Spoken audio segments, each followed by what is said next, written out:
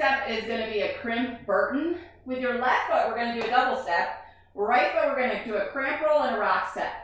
So double step, toe, toe, heel, heel.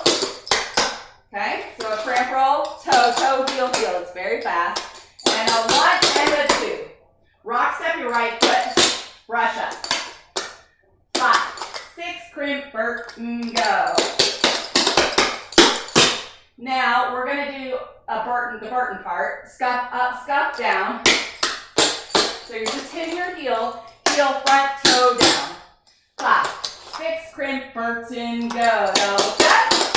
Rock step, brush up, brush down. 5, 6, crimp, Burton, go. 5, 6, crimp, Burton, go.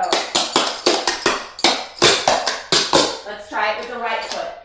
Double step, cramp roll, rock step, Tennessee down or Burton. 5, 6, crimp, Burton, go. Sorry, I forgot the double there. 5, 6, crimp, Burton, go. Let's do both feet. 5, 6, crimp, Burton with the left. Let's do it with the right. 5, 6, right foot, go.